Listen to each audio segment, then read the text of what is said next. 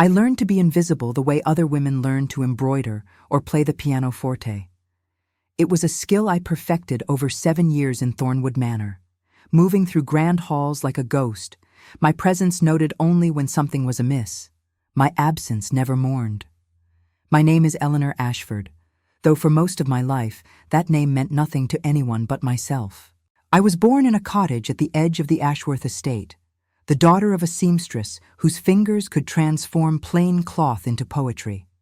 My mother never spoke of my father, and I learned early not to ask.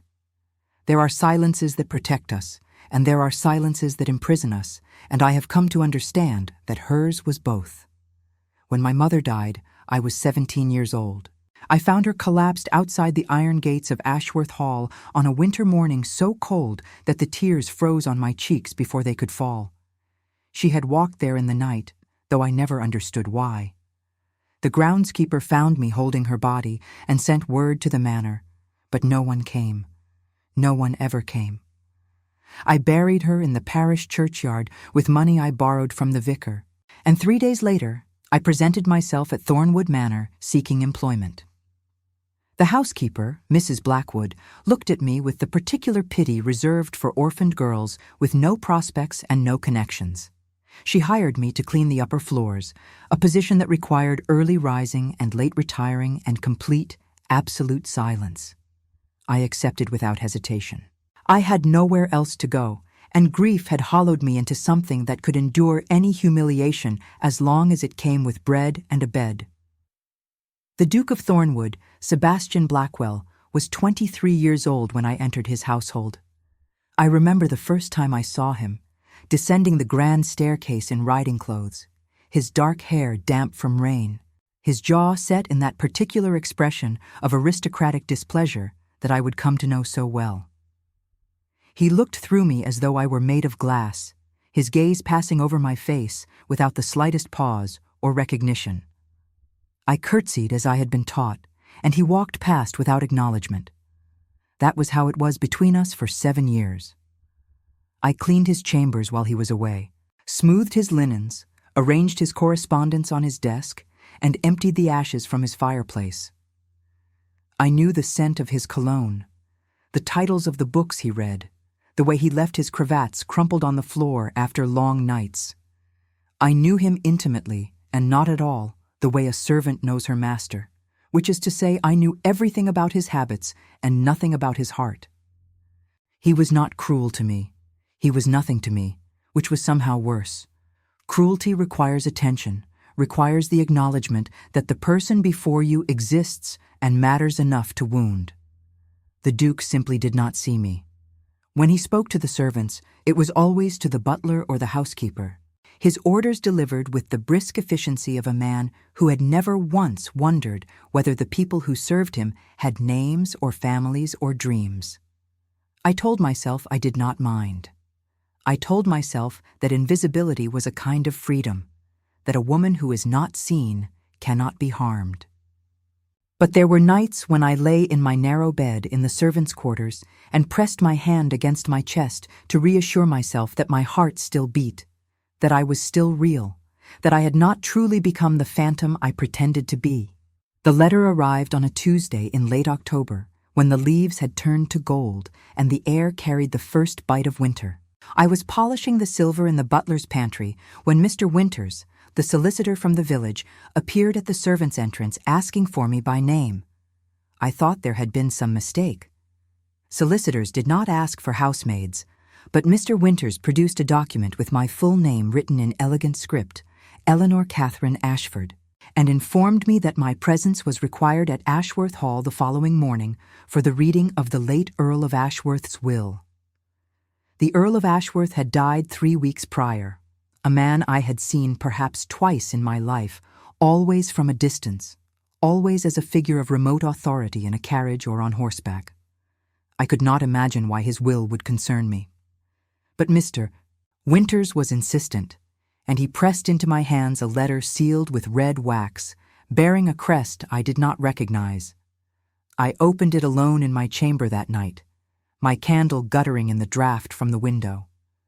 The letter was brief, written in a hand that trembled with age or illness. It said only this: "Come to the reading. All will be explained. Do not let them send you away. You have more right to be there than any of them." I did not sleep. I lay awake watching shadows move across the ceiling and tried to imagine what possible connection I could have to the Earl of Ashworth, a man my mother had never mentioned, a man whose estate bordered Thornwood but might as well have been a world away. My mother had walked to those gates on the night she died. The thought circled in my mind like a bird that could not find a place to land. The next morning, I dressed in my best black dress, which was not fine, but was clean and pressed, and I walked the 3 miles to Ashworth Hall as the sun rose pale and cold over the hills. The great house loomed against the gray sky like something from a dream, its stone facade softened by centuries of wind and rain, its windows glinting like watchful eyes. I had never been inside. I had only ever seen it from the road, a distant monument to wealth and power that had nothing to do with a seamstress's daughter. The butler admitted me with undisguised surprise, his eyebrows rising nearly to his hairline when I presented Mr. Winters's letter. He led me through corridors hung with portraits of stern-faced ancestors and into a library so vast that my breath caught in my throat. Books lined every wall from floor to ceiling, leather spines gleaming in the light of a fire that crackled in the enormous hearth. The room smelled of old paper and wood smoke and something else, something sweet and faintly familiar that I could not name. There were perhaps a dozen people already assembled, seated in chairs arranged before a massive mahogany desk where Mr. Winters was organizing his papers. I recognized the Dowager Countess of Ashworth, a woman of perhaps 70 years with silver hair and a face like carved marble, seated in a high-backed chair near the fire. Beside her sat various relations I did not know, men and women in expensive mourning clothes, their faces wearing expressions of barely concealed anticipation. And there, standing by the window with his arms crossed over his chest and his jaw tight with impatience, was the Duke of Thornwood. My heart stuttered. I had not expected him to be here, though of course it made sense. The Blackwell and Ashworth families had been neighbors for generations, their lands adjoining, their histories intertwined by marriages and disputes and the complex web of aristocratic obligation. Sebastian Blackwell stood in a shaft of pale sunlight, his dark coat immaculate, his face as coldly handsome as ever. He was looking at me. For the first time in 7 years, the Duke was looking at me. I felt the weight of his gaze like a physical thing, felt myself flush with the humiliation of being seen here, in this place where I so obviously did not belong. His expression was one of pure bewilderment, as though a piece of furniture had suddenly appeared in an unexpected location. He frowned, and then he turned away, dismissing me as easily as he had done 1,000 times before. A servant directed me to a chair at the very back of the room, far from the important personages clustered near the fire. I sat with my hands folded in my lap, my spine straight, my face carefully blank. I had learned long ago how to make myself small, how to take up as little space as possible. But my heart was pounding so loudly I was certain everyone could hear it. Mr. Winters cleared his throat and began. The will was long and detailed, as the wills of wealthy men always are. There were bequests to distant cousins, to servants who had served the Earl for decades, to charities and churches and institutions that bore the Ashworth name. The Dowager Countess received a generous allowance and the right to remain in the dower house for the rest of her life. Various paintings and jewels and horses were distributed among relatives who nodded with satisfaction or frowned with disappointment, depending on whether they had hoped for more. Through it all, I sat motionless, waiting for the moment when my name would be called, and some modest bequest would be announced, perhaps a small sum of money or a keepsake that had belonged to my mother. It was the only explanation I could imagine. Perhaps my mother had worked for the Earl once, long ago. Perhaps there was some connection I had never known. And then Mr. Winters paused. He removed his spectacles, polished them on his handkerchief, and replaced them on his nose. He looked at me, and there was something in his eyes that might have been sympathy or might have been fear. "And now," he said, "we come to the matter of the estate itself." A ripple of attention passed through the room. The relatives leaned forward. The Dowager Countess's hands tightened on the arms of her chair. The Duke turned from the window, his expression sharp with interest.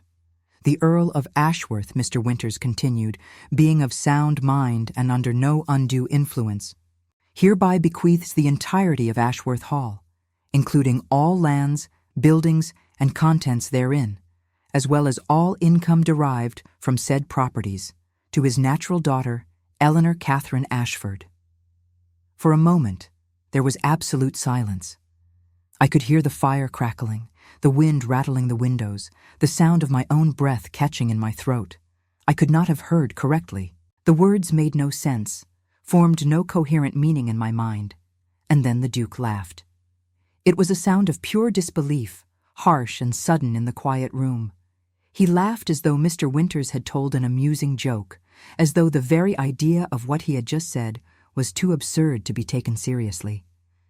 His laughter echoed off the walls lined with leather-bound books, bounced against the ceiling painted with cherubs and clouds, and fell at my feet like broken glass.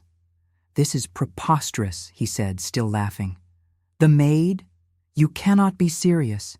Has the old man lost his mind entirely?" Mr. Winters did not flinch. He reached into his case and produced a thick sheaf of documents, their edges yellowed with age.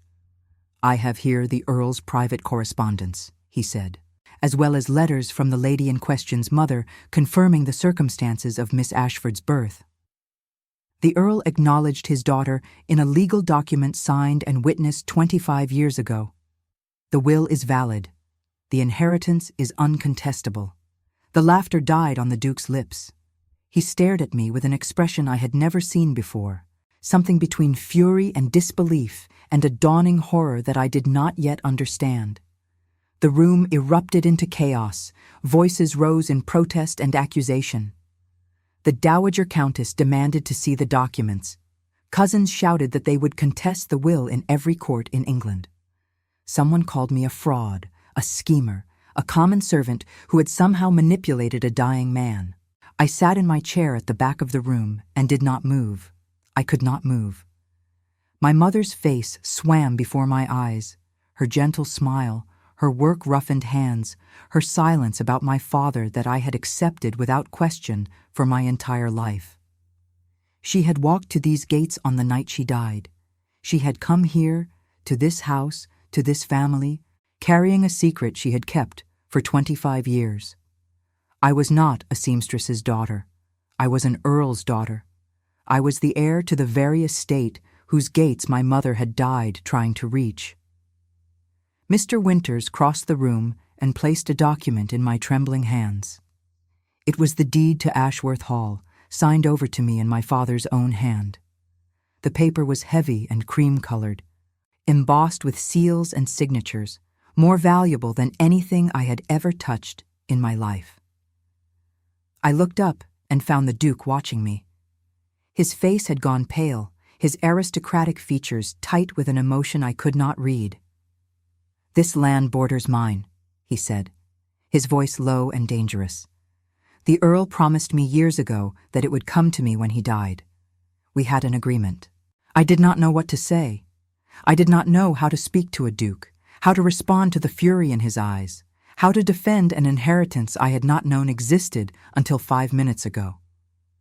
So I said nothing.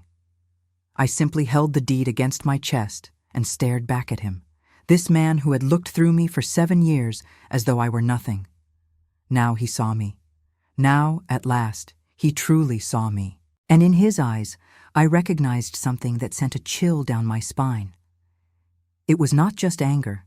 It was calculation. It was the cold, determined expression of a man who had been thwarted and was already planning how to get what he wanted. The meeting dissolved into bitter arguments and threats of legal action. I was escorted from the library by Mr. Winters, who pressed into my hands a set of keys and told me that the house was mine, that I could take possession whenever I wished, that he would handle all the arrangements. I walked back to Thornwood Manor in a daze, the deed folded inside my dress, the keys heavy in my pocket. The world looked different somehow, the familiar landscape transformed into something strange and new. I was no longer Eleanor the housemaid, invisible and unremarkable. I was Eleanor Ashford, daughter of an Earl, mistress of a great estate, a woman with power and property and a place in the world. But as I climbed the servants' stairs to my small chamber, I could not shake the feeling that something dangerous had begun. The Duke's laugh echoed in my ears, followed by that look of cold calculation, and I understood with sudden clarity that my life had become complicated in ways I could not yet imagine. I had inherited a fortune, but I had also inherited an enemy. And he lived just across the hills, in the grand house where I had been nothing but a ghost, watching me now with eyes that saw too much. I gave my notice to Mrs. Blackwood that same evening, standing before her desk with my hands clasped and my voice steady despite the trembling in my chest. She listened without interruption as I explained what had happened at the will reading, her face betraying nothing, her eyes fixed on some point beyond my shoulder. When I finished, she simply nodded and told me I could leave in the morning. I expected questions. I expected disbelief, perhaps even accusation. But Mrs. Blackwood had been in service for 40 years, and she had learned long ago that the affairs of the aristocracy were not for servants to question or understand. She handed me my final wages, wished me well with the practiced politeness of a woman who had said goodbye to countless girls before me, and returned to her ledgers as though nothing remarkable had occurred. I packed my belongings that night. They fit into a single carpet bag, the same one I had carried when I arrived at Thornwood Manor 7 years ago. 2 black dresses, a nightgown, a shawl my mother had knitted, a Bible with her name inscribed on the first page, and a small portrait of her painted when she was young, before life had worn the softness from her face. I looked at these meager possessions spread across my narrow bed and thought about how little I had accumulated in 7 years of labor, how little I had needed, how little I had allowed myself to want. The other servants watched me leave with expressions of barely concealed curiosity. Word had spread through the household like fire through dry grass, whispered from kitchen to parlor to stable. The housemaid had inherited a fortune. The invisible girl was an Earl's daughter. I saw it in their eyes as I walked through the servants' hall for the last time, that mixture of wonder and resentment that always accompanies unexpected reversals of fortune. Some wished me well, others turned away. I did not blame them for either response. I did not see the Duke. I had thought he might summon me, might demand explanations, or issue threats, or attempt to intimidate me into surrendering what was now legally mine. But the great house was silent as I made my way to the servants' entrance, and his study door remained closed, and I left Thornwood Manor without ever again meeting the eyes of the man I had served in shadow for so many years. Mr. Winters met me at the gates of Ashworth Hall with a carriage and a small staff he had assembled in anticipation of my arrival. There was a housekeeper named Mrs. Pemberton, a cook named Mrs. Gallagher, a butler named Higgins, and 3 housemaids whose names I learned and immediately forgot in the overwhelming confusion of that first day.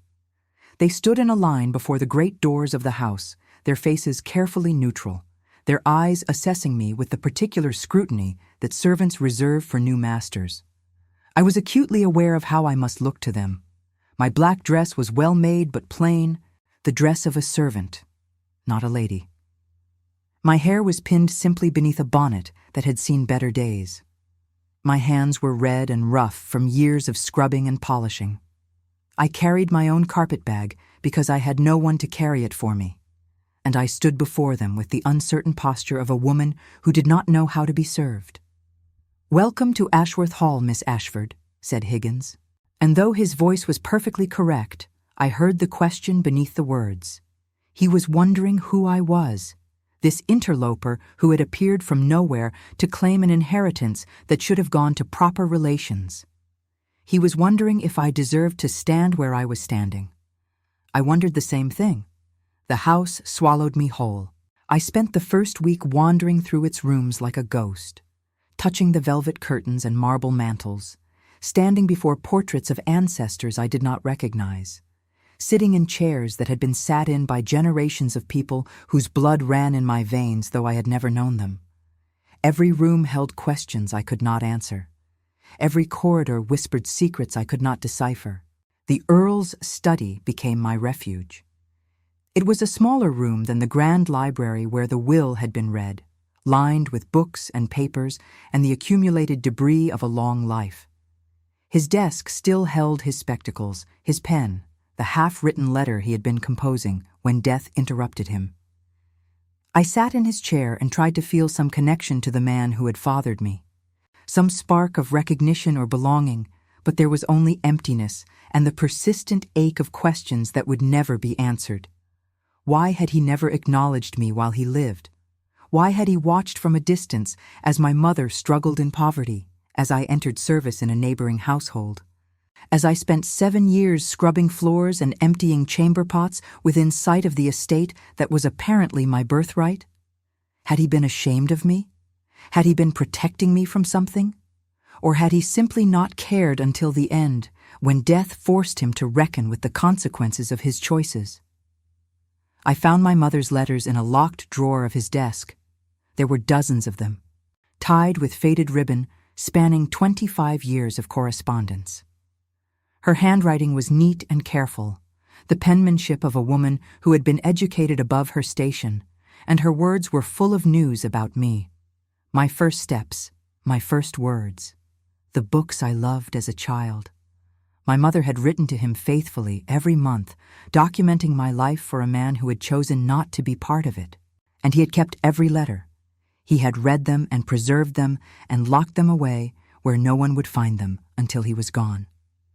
I wept over those letters until I had no tears left. I wept for my mother, who had loved a man she could not have and had paid for that love with a lifetime of loneliness. I wept for myself, for the childhood I might have had, for the father I would never know, and I wept for the Earl, whom I could neither forgive nor condemn, because the truth of his choices was buried with him and I would never understand. The Duke came on the 7th day. I was in the morning room when Higgins announced him, attempting to compose a letter to Mr. Winters about estate matters I did not understand. The pen froze in my hand. My heart, which had been beating steadily, suddenly raced with something that felt like fear, but might have been something else entirely. I considered refusing to see him. I was mistress of this house now, and I had the right to turn away any visitor I chose. But I knew that refusing the Duke of Thornwood would only delay the inevitable. He wanted something from me, and men like Sebastian Blackwell did not stop wanting until they got what they desired. "Show him in," I said, and my voice sounded strange to my own ears, too calm, too controlled, as though it belonged to someone else. He entered the morning room like he owned it, his presence filling the space in a way that made the walls seem to contract around us. He was dressed for riding, his boots polished to a mirror shine, his dark coat fitted perfectly across his broad shoulders. His face was composed into an expression of careful neutrality, but I saw the tension in his jaw, the tightness around his eyes. He was not as confident as he wished to appear. "Miss Ashford," he said, and I noted that he did not bow, did not offer any of the courtesies that a gentleman would normally extend to a lady. He still saw me as the housemaid. Perhaps he always would. "Your Grace," I replied, and I did not rise from my chair, did not offer him a seat, did not ring for tea. Two could play at the game of calculated discourtesy. We regarded each other in silence for a long moment. I had seen him 1,000 times during my years at Thornwood Manor, but always from a distance, always in passing, always as a figure of authority and power who existed in a world entirely separate from my own. Now he stood before me, and I could see the details I had never been close enough to notice. The small scar above his left eyebrow, the flecks of gold in his dark eyes, the way his jaw tightened when he was displeased. He was displeased now. He was displeased, and he was trying very hard not to show it, and I found that I took a certain grim satisfaction in his discomfort. "I have come to discuss the estate," he said finally, when it became clear I was not going to speak first. "There is nothing to discuss," I replied. The will was clear. The inheritance is mine. A muscle twitched in his cheek. "I am aware of what the will said. I am also aware that you have no experience managing property of this size. The tenants, the farms, the investments, the staff. There are 100 decisions to be made every week, decisions that require knowledge and judgment that cannot be acquired overnight. I assume that is why Mr. Winters has arranged for a steward to assist me." His eyes narrowed. The Duke did not like being anticipated. He was accustomed to people who cowered before him, who agreed with whatever he said, who deferred to his superior wisdom and experience. He did not know what to do with a woman who met his gaze without flinching. "A steward can only do so much," he said. "What you need is a partner, someone with the connections and resources to protect your interests, someone who understands how these matters are handled among families of quality." I felt a cold smile touch my lips. "Are you offering to be that partner, Your Grace?" He took a step closer. His cologne reached me, something rich and dark with notes of sandalwood and smoke. I remembered that scent from years of cleaning his chambers, of breathing it in while I made his bed and folded his shirts. It had once seemed impossibly exotic, the fragrance of a world I could never enter. Now it seemed merely expensive. "I am offering you a solution to your predicament," he said. "Marriage. A union that would combine our estates and our resources. You would have my name, my protection, my guidance." And I would have. He paused, as though choosing his words carefully. "I would have the land that was promised to me." There it was. The calculation I had seen in his eyes at the will reading laid bare at last. He did not want me. He wanted Ashworth Hall. He wanted the land that bordered his own. The land that would make him one of the largest landowners in the county. And he was willing to marry a former housemaid to get it. I should have been insulted. I should have been furious at his presumption, his arrogance, his transparent attempt to manipulate me into giving him what the Earl had denied. But instead, I felt something unexpected, a strange calm that settled over me like a shield. I rose from my chair. I was not tall, and he towered over me, but I lifted my chin and met his eyes without wavering. "Let me be certain I understand," I said. "You are proposing marriage to a woman you have ignored for 7 years, a woman whose name you did not know until a week ago, a woman you laughed at in front of a room full of aristocrats when her inheritance was announced, and you expect me to be grateful for this offer." Something flickered in his expression, surprise, perhaps, or a grudging respect that he had not expected to feel. "I expect you to be practical," he said. "You are alone in the world, with no family, no connections, no understanding of the society you have suddenly been thrust into. Within a month, you will be overwhelmed by creditors and fortune hunters and neighbors who see you as prey. I am offering you protection from all of that, and in exchange, you get my land. In exchange, we both get what we need." I turned away from him and walked to the window.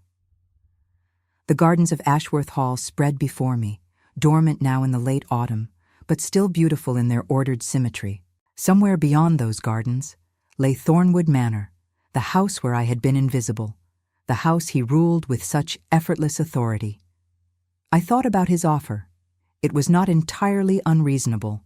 He was right that I was vulnerable, that I had enemies I did not even know yet, that the world of the aristocracy was full of dangers for a woman alone. Marriage to a duke would give me status and protection and a position in society that my birth could never provide. But it would also give him everything he wanted. And there was something in me, some fierce and stubborn part that had survived 7 years of being nothing, that refused to surrender so easily. I turned back to face him. "Thank you for your offer, Your Grace," I said. "I will consider it carefully." He blinked. He had expected either acceptance or rejection, not this careful neutrality. Consider it carefully? How much consideration does such an offer require? As much as I choose to give it. I am, as you pointed out, new to matters of property and position. I would be foolish to make such an important decision without taking time to understand my options. His jaw tightened again. I felt a flicker of something that might have been triumph. I had surprised him, this man who was never surprised, and there was power in that. I will give you 1 week, he said. After that, I cannot guarantee that my offer will remain open. Then I shall endeavor to make my decision within that time. Higgins will show you out. I rang the bell before he could respond. The butler appeared with remarkable speed, as though he had been listening at the door, and the Duke had no choice but to take his leave. He paused at the threshold and looked back at me, his expression unreadable. "You are not what I expected," he said. I smiled, though there was no warmth in it. "I have spent 7 years learning to exceed expectations, Your Grace, or to fall beneath them, whichever serves me better." He left without another word. I watched from the window as he mounted his horse and rode away, his figure growing smaller against the gray November sky until he disappeared over the hill. My hands were trembling. I pressed them flat against the windowsill and took a deep breath, trying to calm the storm of emotions that his visit had unleashed. Fear and anger and something else, something I did not want to name, that stirred in me when he stood close enough for me to smell his cologne. I would not marry him. I could not marry a man who saw me only as a means to an end, who had looked through me for 7 years without seeing anything worth noticing. My pride would not allow it, even if practicality demanded otherwise. But as I stood alone in the morning room of my unexpected inheritance, I could not help wondering what it would be like if things were different. If he had come to me not as a schemer seeking land, but as a man seeking a woman. If the calculation in his eyes had been desire instead. I pushed the thought away. Such fantasies were dangerous, and I could not afford to be weak. The Duke of Thornwood was my enemy, and I would do well to remember that, no matter how my foolish heart might flutter when he stood near. I had 1 week to decide my future, 1 week to find another path, or to accept the gilded cage he offered. I intended to use every moment of it. The week passed in a blur of discovery and dread. I spent my days learning the intricacies of Ashworth Hall, meeting with Mr. Winters about accounts and investments, walking the grounds with the head gardener who explained which crops were planted where and which tenants occupied which cottages. I spent my nights reading my mother's letters by candlelight, piecing together a story I had never known, a love affair that had shaped my entire existence without my knowledge. Her name was Catherine, and she had been a seamstress in the village, just as I had always believed. But she had also been something more. She had been educated at a charity school endowed by the Ashworth family, selected for her intelligence, and given opportunities far beyond what a poor girl could normally expect. The Earl had noticed her when she was 17, delivering alterations to the great house, and he had fallen in love with her with the sudden, consuming passion that would define both their lives. They could not marry. He was already betrothed to the woman who would become the Dowager Countess, an arrangement made when they were children, a contract that could not be broken without scandal and financial ruin. But he loved my mother, and she loved him, and they conducted their affair in secret for 3 years until she discovered she was carrying me. The letters told the story in fragments, in references and allusions that I had to piece together like a puzzle. He had wanted to acknowledge me. He had wanted to provide for my mother openly, to give her a cottage on the estate, to ensure that I was educated and cared for. But his wife had discovered the affair, and she had threatened to expose him, to ruin his reputation, to make certain that neither my mother nor I ever received a penny of Ashworth money. So he had hidden us. He had given my mother a small income, paid through intermediaries, enough to live on, but not enough to attract attention. He had watched me from a distance, never approaching, never revealing himself, bound by a promise to his wife that he would never publicly acknowledge his illegitimate daughter. And my mother had accepted these terms because she loved him, because she believed it was the only way to protect me, because she had no power to demand anything more. The Dowager Countess had known about me all along. She had known, and she had kept silent, and she had watched as I grew up in poverty while she lived in luxury on the estate that should have been my birthright. The realization filled me with a cold fury that I did not know how to express. This woman, this guardian of propriety and appearances, had stolen my childhood, my father, my mother's happiness. And now she sat in her dower house, no doubt plotting how to undo the will that had finally given me what I was owed. I did not confront her. I was not yet strong enough for that battle, but I stored the knowledge away, a weapon to be used when the time was right. On the 5th day, an invitation arrived. It was written on cream-colored paper, the handwriting elegant and feminine, and it requested the pleasure of my company at a dinner party hosted by Lady Pemberton of Willowmere, a neighboring estate. I stared at the invitation for a long time, turning it over in my hands, feeling the weight of what it represented. This was a test.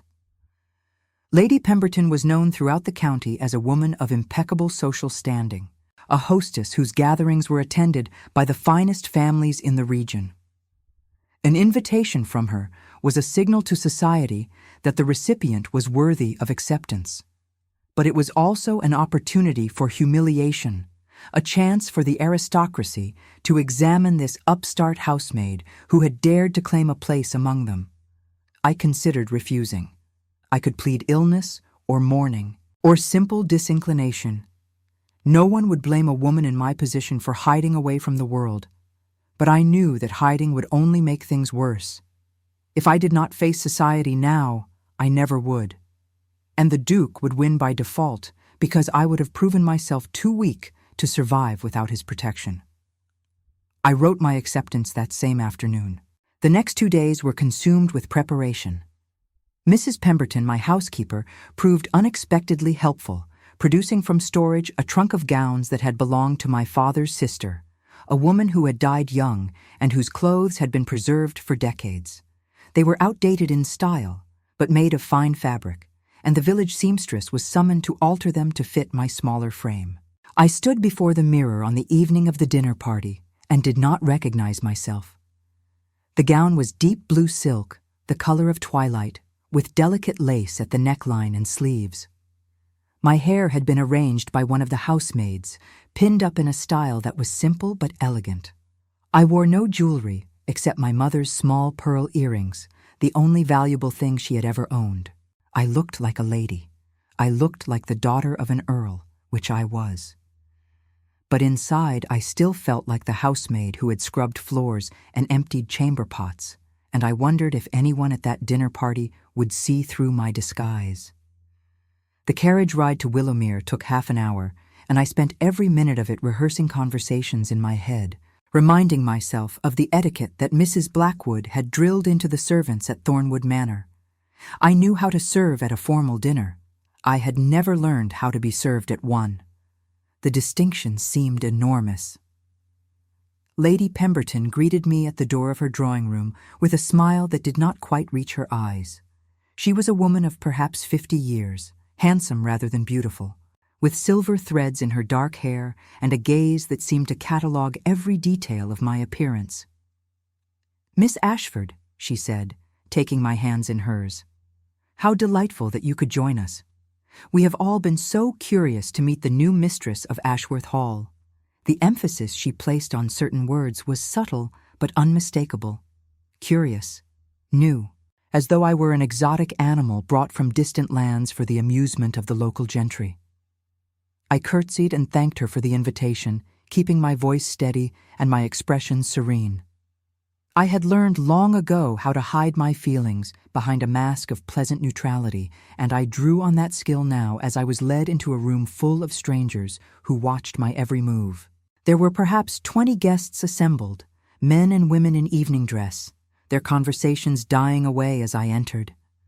I felt their eyes on me like physical weight, assessing my gown, my hair, my posture, searching for evidence of my common origins. I lifted my chin and met their gazes without flinching. I had nothing to be ashamed of. I was an earl's daughter, and I belonged here as much as any of them. And then I saw him. The Duke of Thornwood stood by the fireplace, a glass of wine in his hand, watching me with an expression I could not read. He was dressed in formal black, his cravat perfectly tied, his dark hair brushed back from his face. He looked exactly as he always looked, aristocratic and remote and impossibly handsome, and I hated the way my heart stuttered at the sight of him. I had not expected him to be here. I had not prepared myself for another confrontation, another battle of wills in front of an audience eager for scandal. But I could not show my surprise, could not give him the satisfaction of knowing he had unsettled me. I inclined my head in acknowledgement, the barest courtesy, and turned away to accept a glass of champagne from a passing footman. The dinner was an exercise in endurance. I was seated between a portly baronet who spoke of nothing but his hunting dogs and a young widow who peppered me with questions about my plans for Ashworth Hall. Across the table, the Duke sat beside a beautiful blonde woman who laughed at everything he said and touched his arm with familiar ease. I did not look at them. I did not allow myself to care. The conversation around me was full of references I did not understand, to people I had never met, to events I had not attended. I smiled and nodded and contributed as little as possible, afraid that anything I said would reveal my ignorance. But I listened carefully, filing away information about alliances and rivalries, about which families were rising and which were falling, about the invisible currents of power that flowed beneath the glittering surface of aristocratic society. After dinner, the ladies withdrew to the drawing room while the men remained for port and cigars. I found myself cornered by a group of women who seemed determined to interrogate me about my background. "You were in service, were you not?" asked one, a sharp-faced woman with diamonds at her throat. "At Thornwood Manor, I believe?" "I was," I replied calmly. "For 7 years." "How extraordinary," said another, younger and prettier, but no less malicious. "And all that time, you had no idea that you were the Earl's daughter?" I had no idea. The sharp-faced woman smiled, a smile that was all teeth and no warmth. One wonders how such a thing could be kept secret for so long. The village must have been full of gossip. I felt the trap closing around me. They wanted me to defend myself, to explain and justify and apologize for my existence. They wanted me to grovel. I smiled back at them, matching their coldness with my own. "My mother was a private woman," I said, "and the Earl was a powerful man. I imagined people knew better than to gossip about matters that did not concern them." A silence fell over the group. They had not expected me to push back, to imply that their questions were inappropriate. The sharp-faced woman's smile faltered. "Of course," she said. "I meant no offense." "None taken," I replied. "I am sure we are all simply curious about each other. It is only natural." I excused myself and moved to the window, pretending to admire the gardens that were invisible in the darkness beyond the glass. My hands were trembling, and I pressed them flat against my skirts to still them. I had survived the first assault, but there would be more. There would always be more, as long as I remained in this world that did not want me. The gentleman rejoined us shortly after, and the evening devolved into cards and music and the sort of aimless social chatter that I had observed from the servants' hall, but never participated in. I kept to the edges of the room, speaking when spoken to, watching and learning. The Duke approached me near midnight, when the party was beginning to thin and guests were calling for their carriages. He materialized beside me so quietly that I did not notice him until he spoke. "You handled yourself well tonight," he said, his voice low enough that only I could hear. I did not turn to look at him. Did I? I was not aware that I was being evaluated. You are always being evaluated. Everyone in this room has been watching you since you arrived. They wanted to see the housemaid stumble, to confirm their belief that you do not belong here. And did I confirm it? He was silent for a moment. No, he said finally, you did not. I turned then, surprised by something in his tone that sounded almost like admiration. He was looking at me with an intensity that made my breath catch, his dark eyes searching my face as though seeing it for the first time. Why are you here? I asked. You said you would give me a week to consider your proposal. That week is not yet over. I am here because Lady Pemberton invited me, as she has done every year for the past decade. My presence has nothing to do with you. I raised an eyebrow. Nothing at all? The corner of his mouth twitched, almost a smile. Perhaps not nothing. I confess I was curious to see how you would fare in the arena. And now that you have seen? He stepped closer, close enough that I could smell his cologne, that familiar scent of sandalwood and smoke that I had once breathed in while making his bed, close enough that I could see the pulse beating in his throat, the slight tension in his jaw. Now I find myself more curious than ever, he said. You are a remarkable woman, Eleanor Ashford. I begin to think I underestimated you. My name on his lips sent a shiver down my spine. He had never called me by my name before. I had been the housemaid or Miss Ashford or nothing at all, but never Eleanor.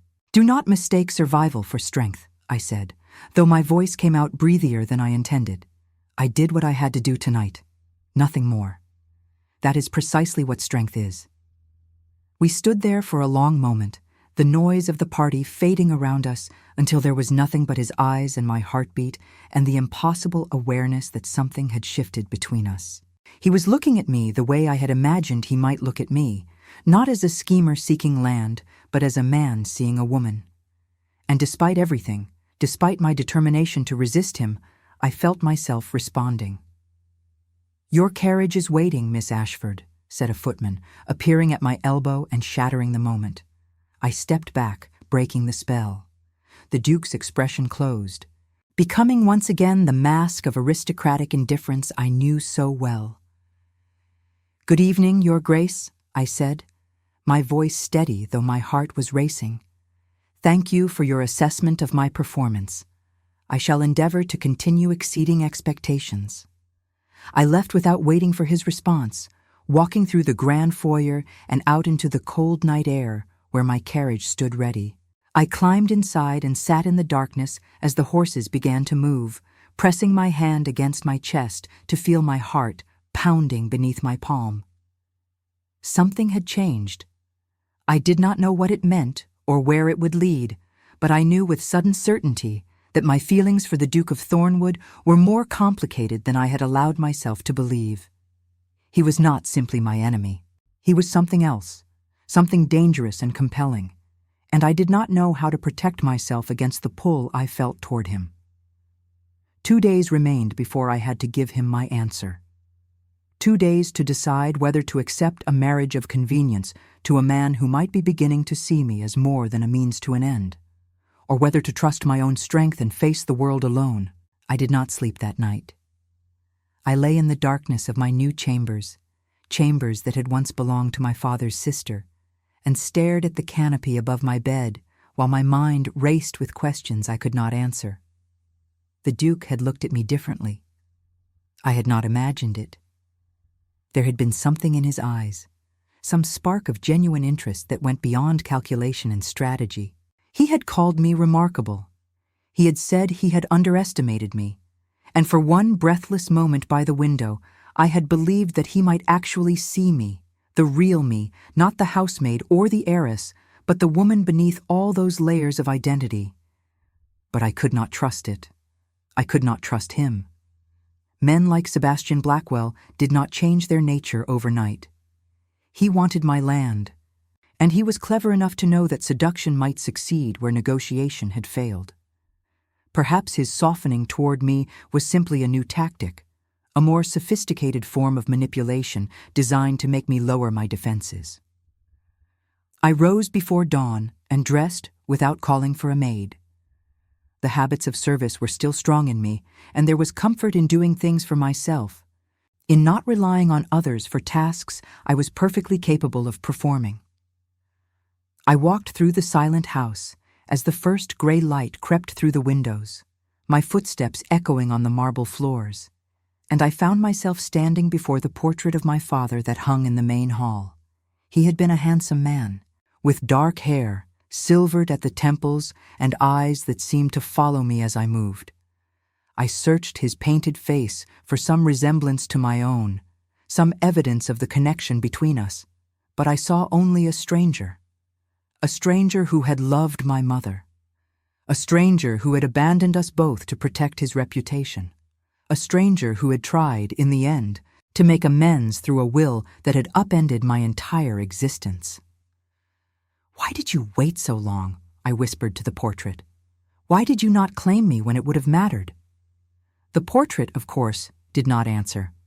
I spent the morning in the study, reviewing the estate accounts with a focus I had not been able to muster in previous days. If I was going to refuse the Duke's proposal, I needed to understand exactly what I was taking on. I needed to know that I could manage this inheritance alone, without his help, without anyone's help. The numbers were daunting but not impossible. The estate was profitable, well managed by generations of competent stewards. The tenants paid their rents on time. The farms produced good yields. There were investments in railway shares and government bonds that generated steady income. I would not be rich by aristocratic standards, but I would be comfortable. I would be independent. Independence.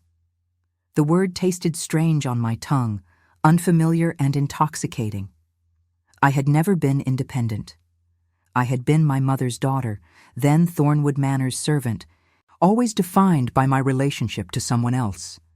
The idea that I could simply be myself, answerable to no one, making my own choices and living by my own rules, was almost too enormous to comprehend. The Dowager Countess arrived at noon. I had known this confrontation was coming. I had been preparing for it since I discovered the truth about her role in my concealment. But when Higgins announced her, I felt a cold knot form in my stomach that no amount of preparation could dissolve. She swept into the morning room like a winter storm, her silver hair immaculately arranged, her black morning dress rustling with every step. She was smaller than I remembered from the will reading, shrunken by age and grief, but her eyes were sharp and her spine was straight. She looked at me with an expression of pure contempt. "So," she said, without greeting or preamble, "the bastard has claimed her prize." I rose from my chair but did not curtsy. I would not give her that satisfaction. "My lady," I said, my voice carefully neutral, "I had not expected the pleasure of your company. Spare me your false courtesies." She moved to the window, looking out at the gardens as though she could not bear to look at me. "I know what you are. I have known since before you were born. A seamstress's brat, the product of my husband's weakness, paraded before me for 25 years as a reminder of his betrayal. I said nothing. I let her speak, let her venom pour out like poison from a wound. "He loved her," she continued, her voice bitter. "He never loved me, not truly, but he loved that common woman with her needle and thread. He visited her in secret, wrote her letters, mourned her death as though she had been his wife instead of his whore. And all the while I was expected to maintain the pretense of a happy marriage, to bear his legitimate children who died before they could inherit, to watch him pine for a woman who was not fit to clean my floors." She turned to face me then, and I saw that there were tears in her eyes. Not tears of sorrow, but tears of rage, decades of suppressed fury finally finding release. "I made him promise never to acknowledge you," she said. "It was the only power I had, the only way I could punish him for loving her. And he kept that promise. All those years, even when it broke his heart. Even when he watched you grow up in poverty while his legitimate children died one by one and left him with no heir. My throat was tight, but I forced myself to speak. And yet he acknowledged me in the end. Because he was dying," she spat. "Because he knew he would not have to face the consequences." He left you everything, and left me nothing but a dower house and a pittance, after all I sacrificed, after all I endured. I took a step toward her, something hard forming in my chest, something that felt like the anger I had been suppressing since I learned the truth. "What you endured?" I said, my voice low and dangerous. "My mother died in poverty. She walked to the gates of this estate on the coldest night of winter and collapsed in the snow because she was too weak and too sick to take another step. I found her body frozen on the ground. I was 17 years old. The dowager flinched, but I did not stop. I spent 7 years scrubbing floors and emptying chamber pots in the house next door to my birthright. I was invisible. I was nothing. And you knew all that time that I was the daughter of an Earl, that I deserved better, that my mother deserved better. But you were too consumed by your own wounded pride to show us even the smallest mercy." "I was protecting my family," she said, but her voice had lost some of its conviction. "You were punishing an innocent child for the sins of her father. You were punishing my mother for the crime of being loved." Silence fell between us, heavy and charged. The dowager's face had gone pale, her composure cracking at last. She looked old suddenly, old and tired and defeated. "What do you want from me?" she asked. "An apology? Absolution? I cannot give you either. I do not want anything from you," I said. "I only want you to understand that your cruelty did not break me. It made me stronger, and now I am mistress of this house, and you will address me with the respect my position demands, or you will not address me at all." She stared at me for a long moment, and I saw something shift in her eyes. Not warmth, certainly not affection, but perhaps a grudging recognition of an adversary who would not be easily defeated. "You are more like him than I expected," she said quietly. "He had that same stubborn pride, that same refusal to bend." I did not know how to respond to that. I did not know if it was a compliment or a curse. The dowager gathered her dignity around her like a cloak and walked to the door. "I will not trouble you again," she said, "but know this. The Duke of Thornwood will never accept you. He may pretend otherwise, he may even convince himself that he feels something for you, but in the end, men of his class do not marry women of yours. He will use you and discard you, just as my husband used your mother." She left without waiting for my response. I stood alone in the morning room, trembling with the aftermath of emotion, and wondered if she was right. The Duke arrived that evening, as though summoned by the dowager's warning. I was in the library when Higgins announced him, surrounded by books I had been pretending to read, while my mind churned with thoughts I could not quiet. The sun was setting, casting long shadows through the tall windows, and the firelight made the room feel smaller, more intimate than it had during the day. He entered without his usual arrogance, his expression serious, almost hesitant. He looked as though he had not slept, and there was a tension in his shoulders that I had never seen before. "Miss Ashford," he said. "Eleanor." I apologized for arriving unannounced. I set down my book and rose to face him. "Your Grace, I was not expecting you until tomorrow. I could not wait until tomorrow." He crossed the room with long strides and stopped before me, close enough that I had to tilt my head back to meet his eyes.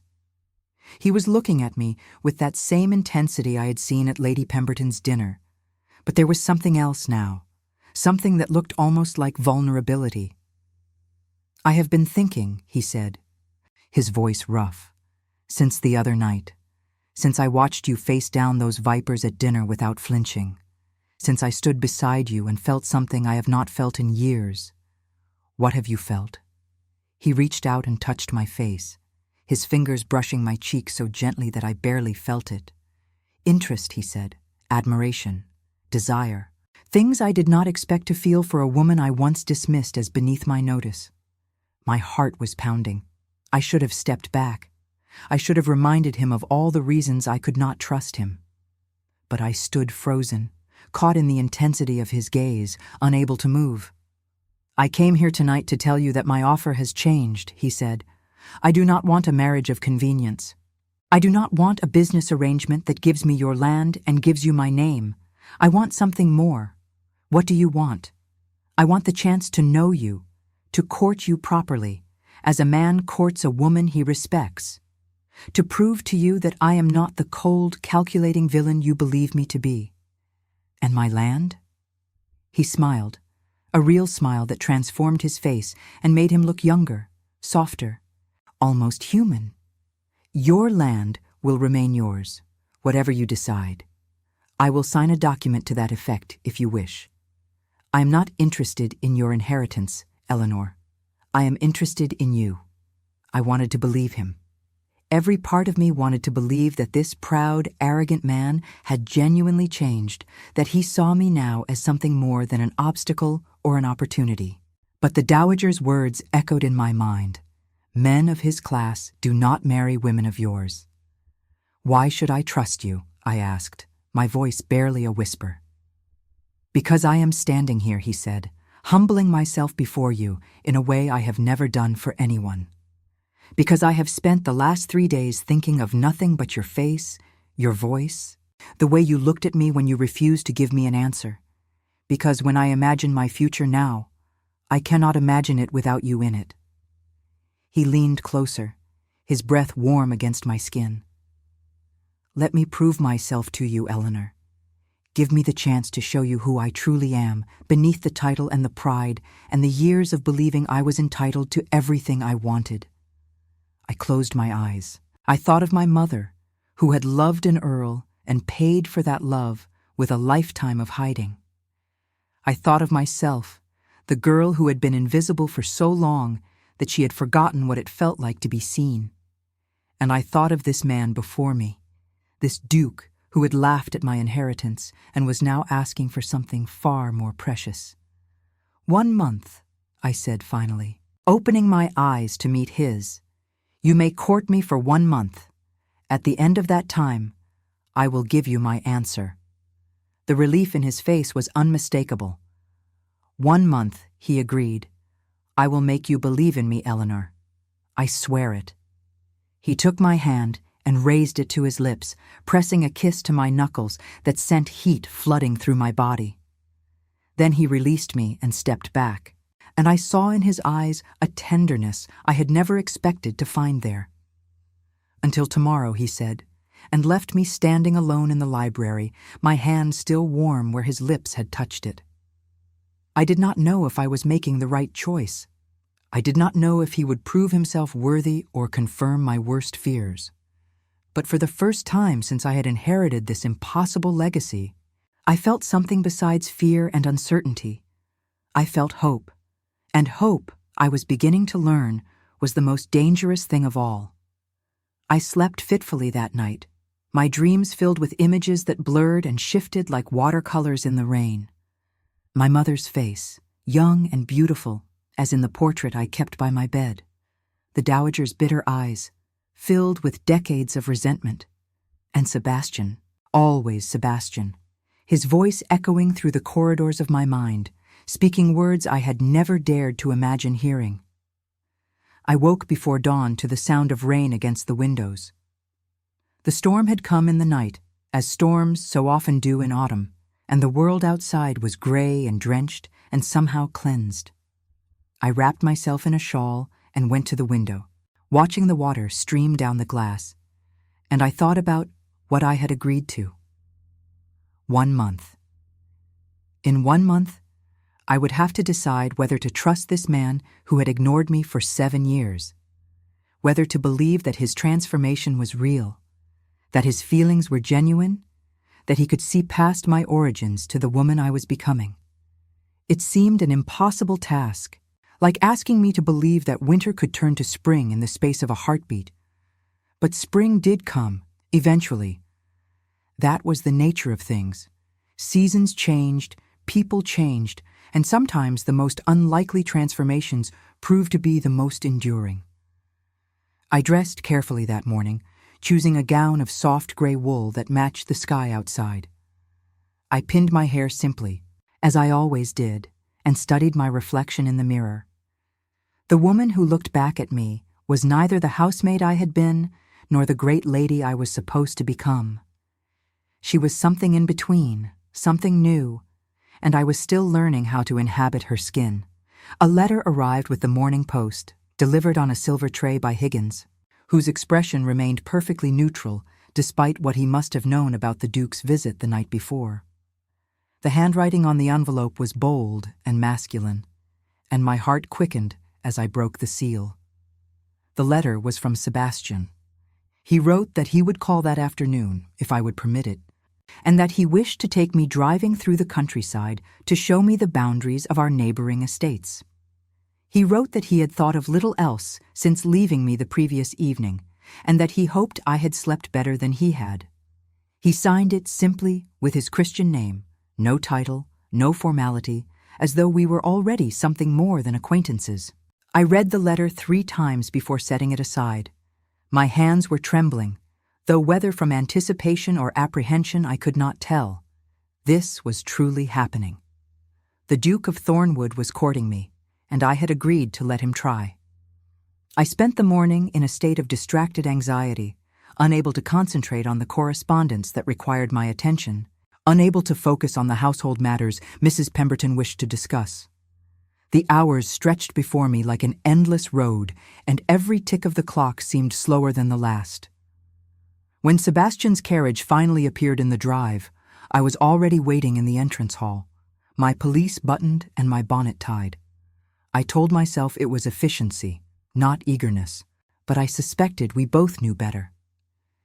He handed me into the carriage himself, his gloved fingers warm around mine, and as we drove away from Ashworth Hall, I felt something loosen in my chest. The rain had stopped, and pale sunlight was breaking through the clouds, and beside me sat a man who wanted to know me, truly know me, for the first time in my life. We drove for hours, through lanes bordered by hedgerows and fields golden with harvested grain. He showed me the village where he had played as a boy, the church where his parents were married, the stream where he had learned to fish. He spoke of his childhood with a candor that surprised me, admitting that he had been lonely, that his father had been cold and demanding, that he had learned early to hide his feelings behind a mask of aristocratic detachment. "You hide your feelings still," I observed, as we paused on a hill overlooking both our estates. "I can never tell what you are truly thinking." He turned to look at me, his dark eyes serious. "I am thinking that you are the most extraordinary woman I have ever met. I am thinking that I wasted 7 years not seeing you, and I do not intend to waste another moment." The sincerity in his voice made my breath catch. I wanted to believe him. With every fiber of my being, I wanted to believe that this was real, that he could love me, that I could love him. But a month was just beginning, and I had learned long ago that wanting something did not make it true. We returned to Ashworth Hall as the sun was setting, painting the sky in shades of rose and gold. Sebastian walked me to the door and took my hand once more, holding it as though it were something precious. "Thank you for today," he said softly, "for giving me this chance." I nodded, not trusting my voice to remain steady. He squeezed my fingers gently, then released me and stepped back into the gathering dusk. I watched his carriage disappear down the drive, and I pressed my hand against my heart, feeling it beat with an emotion I had not felt in years. Perhaps ever. Tomorrow would come, and the next day, and the next, and with each passing day I would learn whether the Duke of Thornwood was the man he claimed to be. But tonight, standing on the threshold of my inheritance with the stars emerging overhead, I allowed myself to feel something I had almost forgotten how to feel. I allowed myself to feel wanted. The month passed like a dream from which I did not wish to wake. Sebastian came to Ashworth Hall every day, sometimes in the morning when the mist still clung to the hills, sometimes in the evening when the candles were lit and the fire crackled in the hearth. He brought me flowers from his greenhouse, rare orchids and winter roses that he arranged himself because he said no florist could understand what he wanted to express. He brought me books from his library, volumes of poetry and philosophy that he had loved as a young man, their margins filled with annotations in his own hand. He brought me himself, piece by piece, the hidden parts of his heart that he had never shown to anyone. I learned that his coldness was a shield forged in a childhood without warmth. His father had been a tyrant who believed that emotion was weakness, that a duke must be carved from stone to withstand the weight of his responsibilities. Sebastian had learned to hide his feelings so well that he had almost forgotten he possessed them. Almost, but not quite. They emerged now, in the way his voice softened when he spoke to me, in the tenderness of his touch when he took my hand, in the vulnerability that flickered in his eyes when he thought I was not watching. I learned that he had never been in love. There had been women. Of course, discreet arrangements with widows and courtesans, the kind of liaisons that aristocratic men pursued without consequence. But he had never given his heart, had never believed it worth the risk of giving. Until now. Until me. He told me this one evening as we walked through the gardens of Ashworth Hall, our breath forming clouds in the December air. The ground was frozen beneath our feet, and the bare branches of the trees traced dark lines against the silver sky. It was not a romantic setting by any conventional measure, but I found it beautiful because he was beside me, his arm linked through mine, his presence warming me more than any fire could. "I never expected to feel this way," he said, his voice quiet in the stillness. "I came to you with calculation in my heart, thinking only of land and legacy. I told myself that marrying you would be a practical solution to a practical problem. But somewhere along the way, the calculation stopped mattering." "When did it stop?" I asked. He paused, considering. "At Lady Pemberton's dinner, perhaps, when I watched you face those spiteful women without flinching. Or perhaps earlier, at the will reading, when you held that deed against your chest and looked at me with such defiance. You were magnificent, Eleanor. You are magnificent still. And I find that I cannot imagine my life without you in it." I stopped walking and turned to face him. The last light of the dying sun caught his features, softening the sharp lines of his jaw, illuminating the gold flecks in his dark eyes. He looked at me as though I were precious, as though I were worthy of being looked at, and I felt something break open in my chest, some wall I had built long ago to protect myself from wanting what I could not have. "I have been invisible for most of my life," I said, the words coming slowly, painfully. "I learned to disappear, to take up as little space as possible, to expect nothing from anyone. And now you stand before me offering everything, and I do not know how to receive it." He reached out and cupped my face in his hands, his touch gentle despite the strength I knew resided in those fingers. "You do not have to know how," he said. "You only have to be willing to try." I closed my eyes. I thought of my mother, who had loved a man she could never truly have, who had spent her life in shadows waiting for scraps of affection. I had sworn I would never repeat her mistake. I had sworn I would never give my heart to someone who saw me as less than equal. But Sebastian did not see me as less. He saw me clearly, perhaps more clearly than anyone ever had. He saw the housemaid and the heiress, the orphan and the Earl's daughter, the woman who had learned to survive and the woman who was learning to live. He saw all of me, and he wanted all of me, and that was something my mother had never had.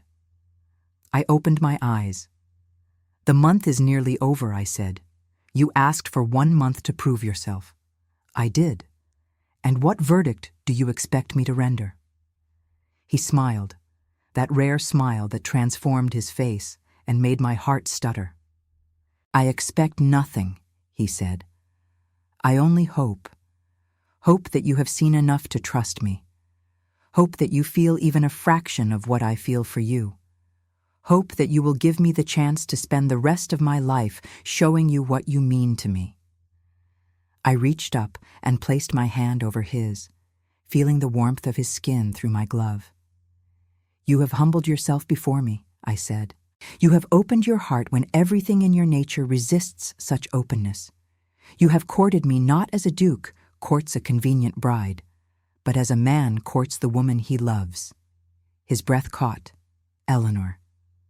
I did not let him speak. And I have fallen in love with you, I continued, the words coming easier now that I had decided to say them. Against my better judgment. Against everything I told myself I would never do. I have fallen in love with the man you are becoming, and I believe, truly believe, that you love me in return. I do, he said, his voice rough with emotion.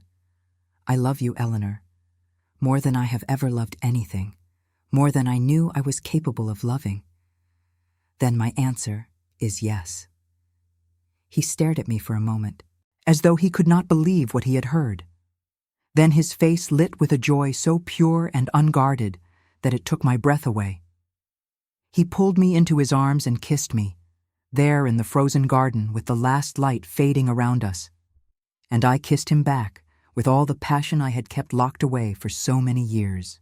The remaining days of December passed in a golden haze of preparation and anticipation. Sebastian insisted on a proper engagement, with a ring presented formally in the drawing room of Ashworth Hall, witnessed by Mr. Winters and the household staff who had become my unlikely family. The ring was a sapphire surrounded by diamonds, a Blackwell heirloom that had been worn by duchesses for 3 generations.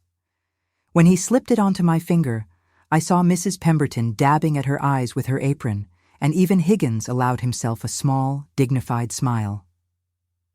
Word of our engagement spread through the county with the speed that only gossip can achieve. Some whispered that the Duke had lost his mind, throwing away his noble lineage on a woman of no breeding. Others said I had bewitched him, that there was some dark magic in my common blood that had ensnared a man who should have known better. But there were those, too, who saw our union as something romantic, a love story worthy of the novels that ladies read in secret and pretended to disdain. I cared nothing for their opinions. I had spent too many years caring what others thought of me, making myself small to avoid their judgment, disappearing so that I would not have to face their scorn. Those days were over. I was to be the Duchess of Thornwood, and I would hold my head high and let them whisper whatever they wished. Sebastian took me to London to meet his solicitors and begin the legal arrangements for our marriage. The city overwhelmed me with its noise and smoke and the press of humanity in every street, so different from the quiet countryside I had known all my life. But Sebastian was patient, guiding me through the maze of social obligations with a gentleness I had never expected from him. He introduced me to modistes who would create my trousseau, to jewelers who would design wedding gifts, to the ancient tailor who had dressed every Duke of Thornwood for a century. He held my hand when the stares became too much, whispered reassurances when my confidence faltered, and reminded me with every touch that I belonged at his side.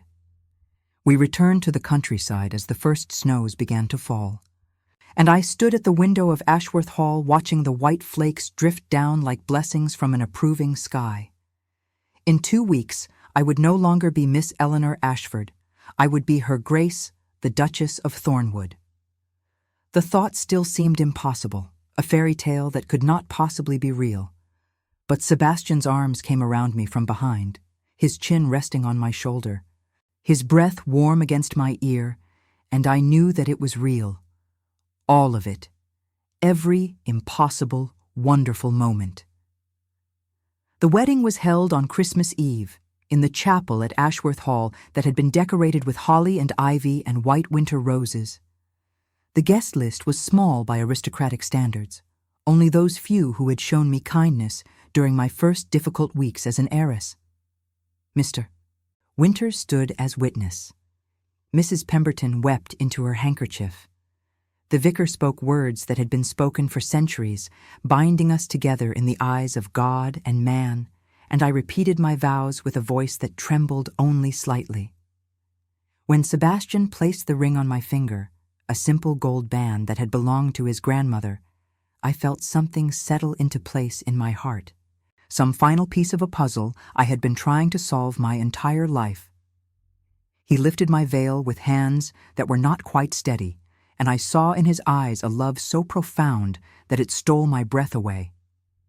He kissed me then, there before the altar, and the small congregation applauded, and I laughed against his lips because I could not contain the joy that filled me. The wedding breakfast was held in the great dining room of Ashworth Hall, the room where I had once served, invisible and unnoticed, now transformed with candles and flowers and the finest china the house possessed. I sat at the head of the table beside my husband, and I marveled at how strange and wonderful those words sounded in my mind. Toasts were made to our health and happiness. Stories were told of Sebastian's childhood misadventures that made him blush and made me love him even more for his embarrassment. And when the meal was finished and the guests began to depart, he took my hand and led me through the corridors of my childhood home to the chambers that had been prepared for us. I will not speak of what passed between us that night. Some things are too sacred for words, too precious to be reduced to mere description. But I will say that I had never known such tenderness existed, had never imagined that a touch could convey so much, that two bodies could speak a language more eloquent than any poetry. I had been invisible for so long, had lived so many years in the shadows, and now I was illuminated by a love that saw every part of me and found all of it worthy. I was no longer invisible. I was no longer alone. I was Eleanor Blackwell, Duchess of Thornwood, wife of a man who had learned to see me and love me for exactly who I was. The Dowager Countess did not attend the wedding. She sent no gift, no letter, no acknowledgement of any kind. But on the morning after, when Sebastian and I walked together through the grounds of our joined estates, I saw her standing in the window of the dower house, watching us with an expression I could not read. I raised my hand in a small wave, an offer of peace if she chose to accept it. She did not wave back, but neither did she turn away. It was, I supposed, as much reconciliation as I could hope for. Society accepted our marriage with the same grudging adaptation it showed to all inconvenient truths that could not be changed. There were whispers, of course, and there always would be. The housemaid who married a duke, the bastard daughter who claimed an inheritance. But Sebastian stood beside me at every ball and dinner party, his hand warm on my waist, his eyes challenging anyone to speak ill of his wife. And slowly, gradually, the whispers faded to nothing more than background noise. A year after our wedding, I gave birth to our first child, a daughter with her father's dark eyes and her grandmother's gentle smile. We named her Catherine, after my mother, and I held her in my arms in the nursery at Thornwood Manor and wept for all the things my mother had never lived to see. Sebastian found me there, tears streaming down my face, our daughter sleeping peacefully against my chest. He did not speak. He simply sat beside me and wrapped his arm around my shoulders and held us both, his wife and his child, as the fire crackled and the snow fell softly outside the window. "She would be proud of you," he said finally. "I hope so," I whispered. "I know so." I leaned into his warmth and looked down at the tiny face of our daughter, this miraculous creature who would never know what it felt like to be invisible, who would grow up loved and cherished and secure in her place in the world. She would inherit everything we had built, not just the land and the titles, but the love that had transformed us both. "This is what my mother wanted for me," I said. "Not wealth or position, but this: to be seen, to be loved, to belong." Sebastian pressed a kiss to my temple. "You belong with me," he said. "You always have. I was simply too blind to see it." I smiled through my tears. And now I see nothing else. We sat together in the firelight as the winter evening deepened around us, our daughter sleeping between us, our hearts finally at rest. Outside, the wind howled and the snow continued to fall. But inside, we were warm. We were safe. We were home. I had spent so many years believing that home was a place, a roof and walls and a door that locked against the world. But I understood now that I had been wrong. Home was not a place at all. Home was a person who saw you truly, who loved you completely, who stood beside you against whatever storms might come. Home was Sebastian's arms around me. Home was Catherine's breath soft against my skin. Home was the life we were building together, one day at a time, one moment at a time. One act of love following another into a future that stretched before us, golden and endless and full of promise. I had been a housemaid, invisible and alone. I had become an heiress, overwhelmed and uncertain. And now, at last, I had become something more. I had become a wife, a mother, a woman who had claimed her place in the world not through inheritance or marriage, but through the simple, revolutionary act of believing that she deserved to be loved. And she did. I did. We all do.